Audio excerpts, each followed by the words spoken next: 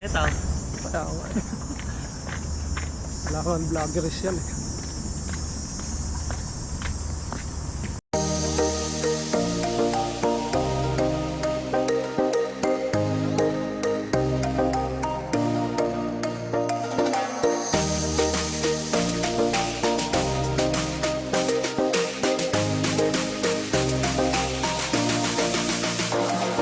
Ito, Davao del Sur nandito.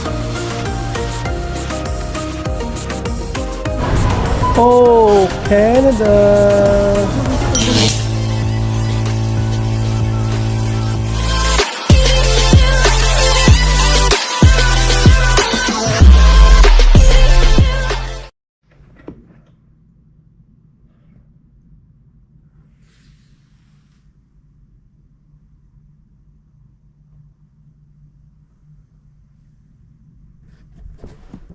Good morning mga par. Ang ganda ng araw ngayon. Today is Sunday pala mga par. Kaya mo tayong saging.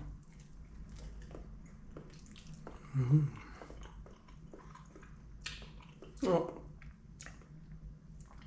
May laro tayong basketball ngayon mga par. Schedule 9 to 12. And yun. Punta tayo papawis. Kasama natin si Par Jeffrey.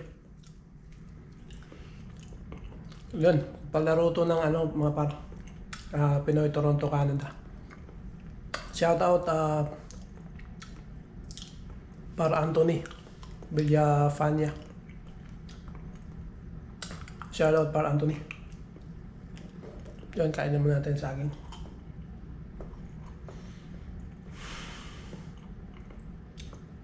Tingnan natin mamaya mga par kung makakatakbo pa tayo. Paalam muna tayo dito. Ikis muna tayo.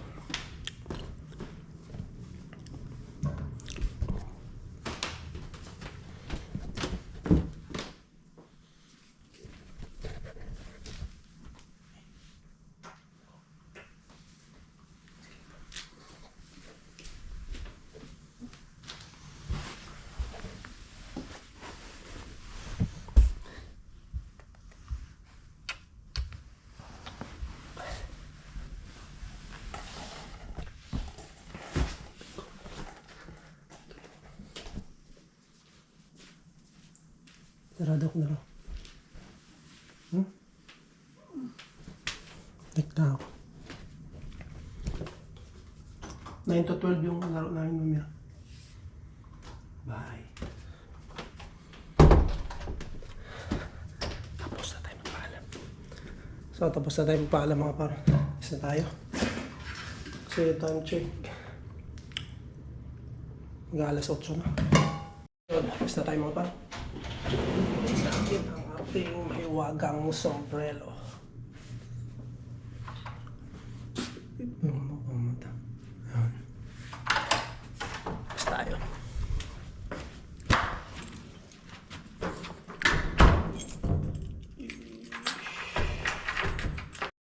So yun nga mga par, no? Ano bang next month, mga busy na kami dito mga par. Kasi puro na kami may mga si Mrs. papasok, tapos si Inday papasok na din. Tapos ako papasok, tatlo na kami mga par. So, pero yun nga, i-update ko kayo palagi. Hindi ko, kahit busy tayo mga par, nakakapag-vlog pa rin tayo. And hindi natin to bibitawan yung pagbablog. Kasi ito lang din yung update mga par ng pamilya ko doon sa amin. Nakikita nila kami. Yun, okay naman. And then may share din natin mga par yung mga struggle natin, yung mga natin sa buhay Canada dito. So, parang documentary din to mga par, kung paano kami nagsimula dito sa Canada. And hindi pa namin alam kung anong kahinatnan o anong future namin dito. Pero yun nga, maasa tayo na magiging okay ang lahat mga par. Kasi yun naman ang gusto natin. Ay, hinihingal ako dito, lakad pa lang Hindi na ako makatakbo mamaya. So yun, subaybayan nyo mga par ating journey dito sa Canada. Sa mga laging nanonood sa vlogs namin, syempre yung mga ibang vlogger din mga par, marami naman kami dito. Pero syempre nga, yun nga, iba-iba kami ng struggle dito sa Canada. So yun, supportahan nyo ang aming vlog. And salamat sa palaging panunood mga par. And sana soon maging okay ang lahat. Pero hindi pa namin alam mga par. So yun nga, tignan natin kung anong mangyayari. Hindi lang naman kami mga par ang nandito, lalo ang mga kababayan natin. Marami po. Yung iba hindi lang nagbablog mga par, pero napakarami namin din dito, lalo na dito sa Toronto. Kahit hindi lang sa Toronto, sa ibang province mga par, mayroon ng mga Pilipino din madami. May mga struggle sila. Yung iba nga hindi lang nagbablog mga par, pero may kanya-kanya kaming struggle dito sa Canada. Mayroong pagdating swerte agad, tulad ng kasama ko, PR agad siya pagdating kasi pinitisyon siya ng asawa niya. So yun, swerte yun. Pero katulad namin mga par na international student yung asawa, tatrabahuin pa namin yung PR mga par. Oo mga par, dito na tayo. Sakto, time check 8:52. Ang laro is 9. Ako si Par Jeffrey malapit na. Uy, ito tawid na pala. Tawid na pala ang pogi. Tawid na ang pogi. Ayan, shoutout pala kay Tita Aida. Tita Aida Parcon. Ayan. Nasa ano yan, taga-Digos yan. Ayan. Maalala ko noon, siya yung talagang nagbibigay sa amin ng allowance dati ng mga bata pa kami. Yan, mga Parcon family. Tita Aida, Tita Inday. Yan sila, Mama Ani. Sino pa ba yung mga Titilay. Sila Lola, yung taga, shoutout sa taga Dulo, 78. Taga 78. Diyan ako nakatira dati nung bata pa ako. High school, elementary high school, pupunta kami dyan. Sila yung talagang family namin na ano, sa side ng lolo ko, tatay ng nanay ko. Papasalamat kami dyan kina Tita Aida, Parcon family, sa lahat ng Parcon family. Maraming salamat. At yun, hindi natin makakalimutan yun mga par, no? Bata tayo. Kasi talaga mahirap noon mga par. Kami, napakahirap ang buhay namin noon nung bata pa. May share ko lang. So lahat kami mga par, hindi kami walang nakapagtapos sa amin. 5 kami magkakapatid. Yung isa wala nakapagtapos dahil ayun nga, hindi kaya ng tatay nanay ko magpaaral kasi sila wala. So yun, naintindihan naman namin yun mga par. Kasi nga talagang wala Kaya yun, gusto kong umalis noon dati. Punta ako Manila. So hindi rin ako sinerte sa pag-aaral mga par, no? Gusto natin mag-aaral, kaya lang wala talaga. Hindi tayo sinerte. Kung saan na tayo namunta mga par. Walang gusto magpaaral sa atin, and working student din, wala akong mahanap. Yun, gawin lang tayong ano, tapos patulong sa bahay, tapos paralin, wala mga par. So nagtrabaho tayo noon sa shop din ng tita ko, yun, shoutout kay Miao, saka kay Uncle Fred. Sa shop nila, and then yun, doon ako nag-aral mga par, no? Working student tayo. Nakapag-college naman tayo, talang hindi rin natin natapos. Hanggang sa makasakay tayo, may tumulong din sa atin, shoutout kay Chief Engineer Eusebio Villarico, saka kay Chief Cook Cesar Villarico. Ayun, tumulong sa akin mga par para makasakay ako ng barko. So yun, nung sumakay ako ng barko, yun, tuloy-tuloy na mga par, ano? Tuloy-tuloy na yung sakay natin hanggang sa nabigyan din tayo ng pagkakataon na papunta dito. So yun lang. Yun lang kwento ng buhay natin. Ngayon nandito na tayo. Hindi natin nakalain mga par. So yun nga, sa akin puro swerte lang mga par, no? Hindi ko alam kung swerte o ano, siguro talagang sinadya ni Lord yan mga par, na ano tayo, mapunta tayo dito. Kasi nung una may tumulong sa atin para makapagbarko. Pangalawa, nakapag-asawa ako mga par ng taga Maynila. Tapos yun nga, yung kapatid niya nakapangasawa ng taga US. Tapos yun, tinulungan kami din na mapunta rito. So yun, talagang swerte ano, para sa akin. So bigay ni Lord to talaga mga par, swerte talaga. So wala akong hindi ko akalain na yun, ganito siguro talaga yung kapalaran ko. Kaya nga mga par, nagsisikapan natin to na, di ba, ibinigay ni Lord to sa atin. Na pagsisikapan natin to na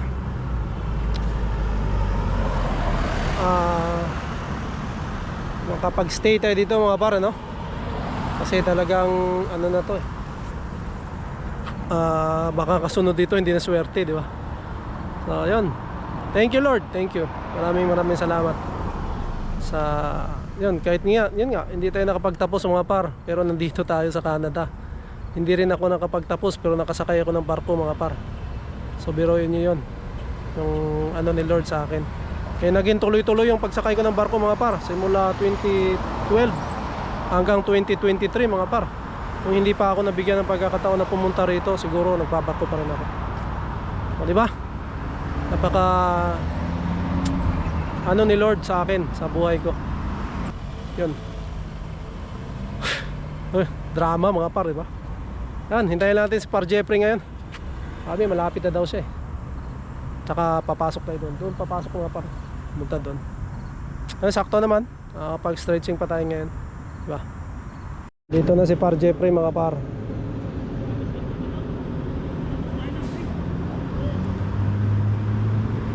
Hoy! Dito na! Anak. Bagong kasama. Ay, lalaro din? Oo. Ay. Ay pa, Gerson. Jeff. Ay, Bam.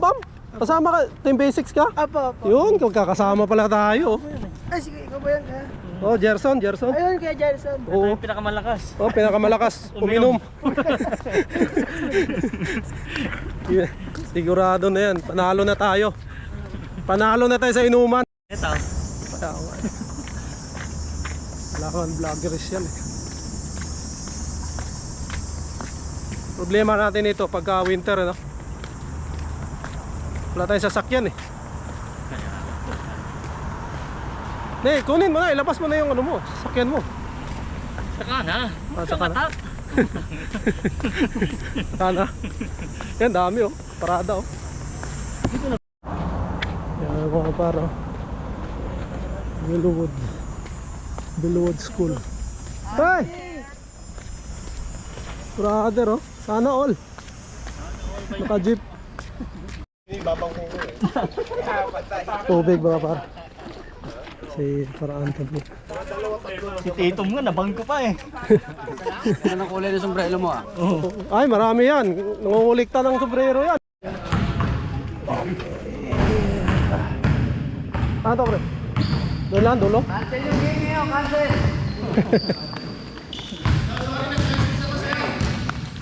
Sorry. Mapunta akong tubig. Ay, napalis ko. Nag-resist na ako.